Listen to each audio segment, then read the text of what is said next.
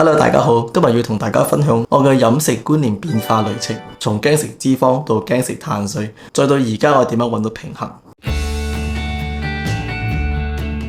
從細到大，大約30歲，我一直被教育話脂肪係唔好嘅，飲食中脂肪越少越好，所以我一直中意蒸煮嘅烹飪方式，甚至完全唔落油。好驚食肉上面嘅肥膏、雞皮等等。咁直到2016年生酮飲食開始流行，呢個飲食提倡減少碳水化合物嘅攝取，因為碳水過量會導致各種胰島素抵抗同埋各種慢性疾病。生酮嘅理論指出，我哋嘅飲食確實需要必需脂肪酸同埋氨基酸，但係冇必需碳水啊嘛。咁即係話理論上可以一世唔食碳水。當時聽起嚟覺得都幾有道理，於是我嘗試咗一段嚴格嘅 keto 飲食。持續咗半年，過程中我注意到自己出現咗電解質失衡、睡眠品質變差、便秘等嘅問題。咁2017到2020年之間，我 keep 住高脂低碳嘅飲食習慣，仍然好驚食碳水，但係開始成日覺得好攰，免疫力下降，甚至喺越南旅行嘅時候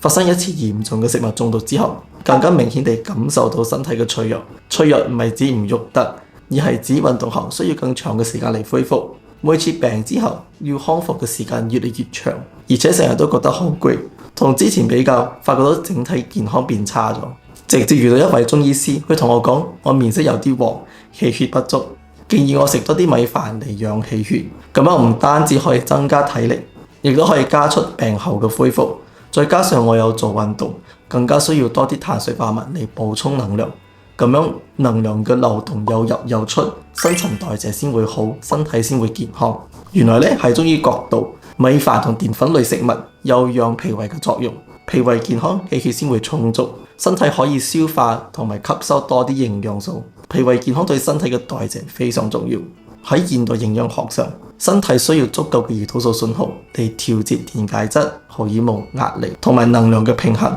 要足夠嘅胰島素信號，就係要食夠碳水化合物。如果碳水食唔夠，身體就無法有效去運行。所以從中醫同埋現代營養學角度上，三大宏量營養素係同樣重要。如果你有運動習慣，但係成日都覺得氣血不足、容易攰，可以嘗試食多啲五穀雜糧。如果消化系統差，可以選擇容易消化嘅五穀，例如白米、小米，仲有容易消化嘅碳水蔬菜，例如番薯、薯仔、南瓜等。如果有糖尿病，咁完全唔食碳水都唔係一個解決之道。歸根究底，血糖控制仍然至關重要。適量攝取碳水，同埋配合足夠嘅蛋白質同埋脂肪一齊食。至於碳水，我建議要揀原形原貌嘅，例如薯仔、南瓜、五穀，唔係精製嘅，例如蛋糕、加工食品等。你亦都可以配搭喺課程入邊所提到嘅8個攝取碳水化合物方法嚟減低血糖嘅波動。其實一開始我都好抗拒增加碳水化合物嘅攝取，